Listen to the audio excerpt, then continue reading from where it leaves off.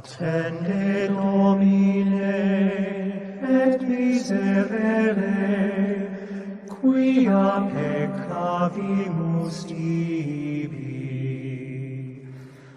A te rexume omnium Redemptor, oculos nostros sublevamus frentes, exaudi Christe supplicantum preces. Attende Domine, et miserere.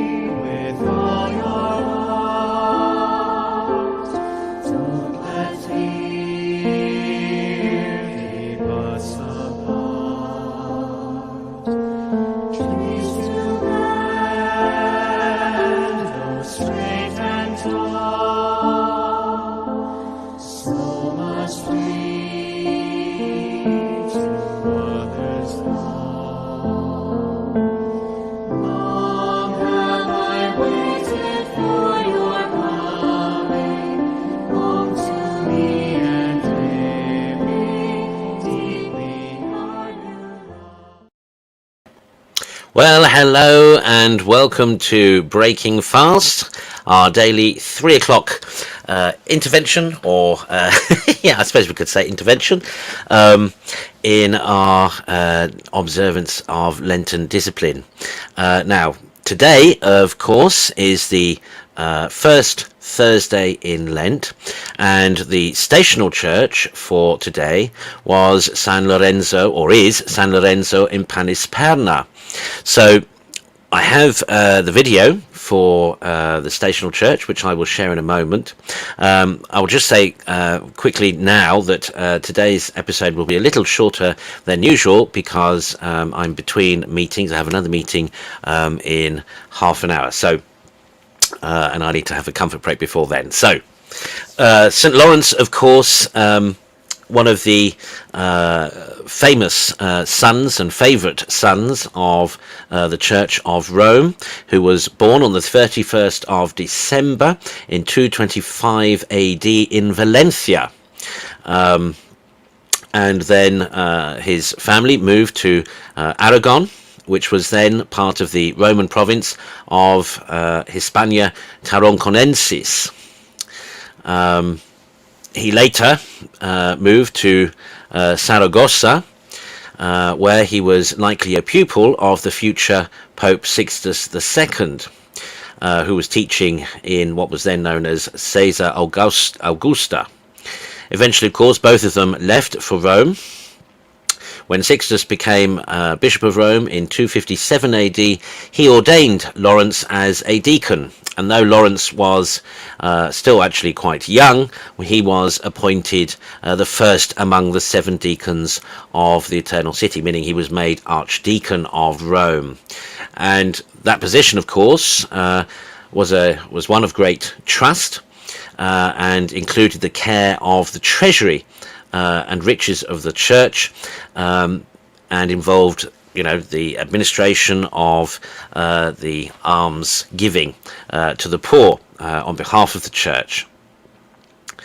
Now, Saint Cyprian, Bishop of Carthage, notes that Roman authorities had established a norm according to which all Christians who had been denounced must be executed and their goods confiscated by the imperial treasury. So in the beginning of August 258 AD, the Emperor Valerian issued an edict that all bishops, priests and deacons should immediately be put to death. Pope Sixtus II was captured on August 6th, 258, at the cemetery of St. Callistus while celebrating the liturgy, and he was executed straight away. In fact, they beheaded him at the altar. After the death of Sixtus, the prefect of Rome demanded that Lawrence turn over the riches of the church. St. Ambrose is the earliest source for the narrative that Lawrence asked for 3 days to gather the wealth of the church together. He worked swiftly to distribute as much church property to the indigent as possible, so as to prevent its being seized by the prefect. And on the 3rd day, at the head of a small delegation, he presented himself to the prefect, and when ordered to deliver the treasures of the church, he presented the indigent, the crippled, the blind, and the suffering, and declared that these were the true treasures of the church. One account records him declaring to the prefect, "The church is truly rich, far richer than your emperor." And this act of defiance led directly, of course, to his martyrdom. On August 10th, 258 AD, Lawrence, the last of the 7 deacons, and therefore the ranking church official, suffered a martyr's death. Since then, of course, he has remained extremely popular in the heart of the Roman Church, and you will recall that he was martyred on a gridiron where he was roasted, and that he had wit enough during his execution to say to his executioner, "I think I'm done on this side, you can turn me over now." Now, there are in fact 6 churches dedicated to the martyr. There is the Basilica Minore di San Lorenzo in Damaso, the minor Basilica of St. Lawrence in Damaso, where he performed his duties as Deacon of Rome. Then there is the Basilica Minore di Santa Maria in Dominica alla Navicella, the Basilica of St. Mary in Dominica alla Navicella, which is the stational church, incidentally, this coming Sunday. This is where he, according to legend, distributed the alms to the poor.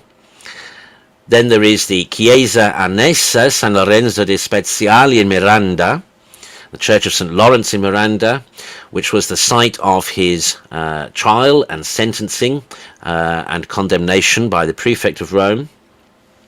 Then there is the Chiesa Annessa San Lorenzo in Fonte, the Church of St. Lawrence in Fonte, which was the site of his imprisonment by the centurion Ippolito, and of the fountain in which the saint baptized his fellow prisoners. Then there is the Church of St. Lawrence in Panisperna, Chiesa di San Lorenzo in Panisperna, which is today's stational church, and we'll play the video in a moment. And that was the site of his actual martyrdom and death, and where the actual oven that was used to roast him on that gridiron is located and may still be visited and venerated. And then finally, there is the Basilica Minore, the minor Basilica Papale di San Lorenzo fuori le mura, the Basilica of St. Lawrence outside the walls, which is the site of his burial and sepulchre. Then there are 3 other churches in Rome also dedicated to him. The minor basilica of San Lorenzo in Lucina, sometimes cheekily called in Cucina, which possesses the relics of the gridiron on which St. Lawrence was martyred. Cucina in Italian, of course, means kitchen. So sometimes the Romans will cheekily refer to this church as San Lorenzo in Cucina, meaning in the kitchen, playing on the word Lucina and Cucina. Then there is the Pontificio Santuario della Scala Santa. Now this is a chapel, used to be the papal chapel when the Lateran Basilica was the papal residence. This is before the papal apartments, etc., that we used to see today on Vatican Hill. Previously, and in the early days, Constantine, in fact, gifted the Lateran Palace to the Bishop of Rome, and that was originally the Vatican. And that, of course, contains the Sancta Sanctorum, the Holy of Holies, because it also used to contain the relics, the prized relics of the Roman saints. And then there is the Chiesa di San Lorenzo in Piscibus, St. Lawrence, Church of St. Lawrence in Piscibus, which is near St. Peter's Basilica, the Vatican Hill. So, as you can see, a great devotion by the Romans to St. Lawrence. But let's play the video, today's video, of San Lorenzo in Panisperna.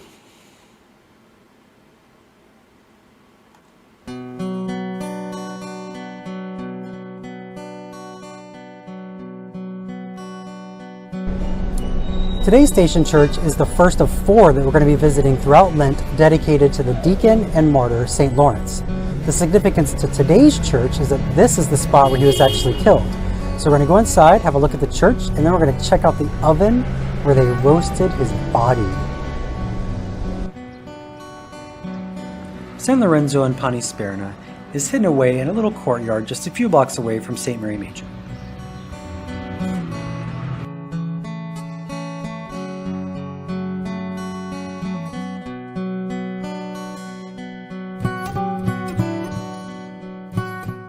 Because it's the station day for this church, they have all their relics on display. St. Bridget spent a lot of time in this church praying before this crucifix. It even spoke to her. When she died, she was buried in this church, and her body remained here for a short time before being transferred to Sweden.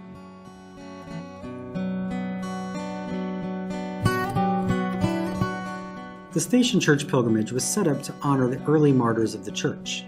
Here we have 2 skulls from 3rd century martyrs. But it's another 3rd century martyr to whom this church is dedicated. Lawrence was the deacon in charge of the church's material possessions. During the persecutions, it was demanded that he turn over the treasures of the church. He did exactly as he was told. He brought forward the poor, the blind, the crippled, and the suffering, and said that these were the true treasures of the church. Of course, this didn't go over very well, so he was immediately sent to his death by being burned on a grill. In keeping with his sense of humor, he told the executioner that he was already roasted on one side and that he needed to be turned over. The oven is hidden under the portico of this church.